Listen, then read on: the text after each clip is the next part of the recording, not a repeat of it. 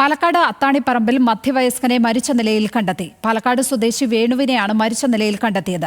മൃതദേഹം കണ്ടെത്തിയതിന് സമീപത്തായി രക്തക്കറ കണ്ടെത്തി. കൊലപാതകമാണ് എന്നാണ് പോലീസ് സംശയിക്കുന്നത്.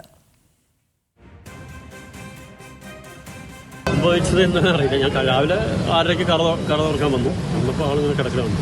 അപ്പോൾ തന്നെ അനിയന്മാരെയും പോലീസിനെയും വിളിച്ചറിയിച്ചു. സ്ഥിരമായി കാണുന്ന വ്യക്തിയായിട്ട് കാണുന്നത് നടന്നു പറഞ്ഞു. എന്താണ് യഥാർത്ഥ സംഭവിച്ചതെന്ന് അറിയാം. അജിത് ബാബു ചേരുന്നു പാലക്കാട് നിന്ന് വിവരങ്ങളുമായി. അജിത്ത്, ഈ വേണു എന്ന ആളെ എവിടെയാണ് മരിച്ച നിലയിൽ കണ്ടെത്തിയത്? എപ്പോഴായിരുന്നു ഇത്? വിവരങ്ങൾ എന്തൊക്കെയാണ്?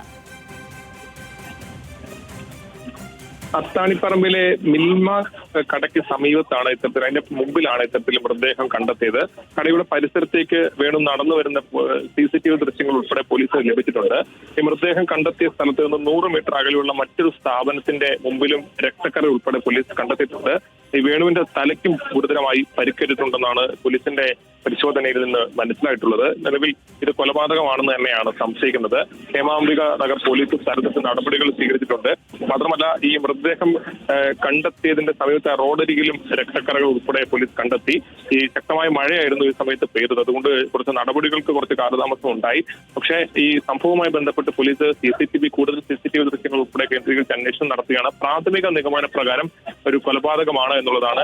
നമ്മൾ ഈ പ്രദേശത്തൊക്കെ അന്വേഷിക്കുമ്പോൾ മനസ്സിലാവുന്നത് ഇത്തരത്തിൽ ഇദ്ദേഹം ഇത്തരത്തിൽ കുപ്പികളൊക്കെ പിറക്കുന്ന അങ്ങനെ ജീവിക്കുന്ന ഒരാളാണെന്നാണ് പ്രാഥമികമായി നമുക്ക് മനസ്സിലാകുന്നത്.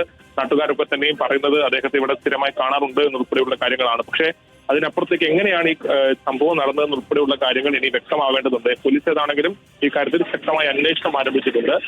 വിദഗ്ധമായ പരിശോധന ഉൾപ്പെടെ ഈ കാര്യത്തിൽ ഉണ്ടാകുമെന്നാണ് പോലീസ് അറിയിക്കുന്നത്. അജിത് ബാബു, പാലക്കാട് നിന്ന്.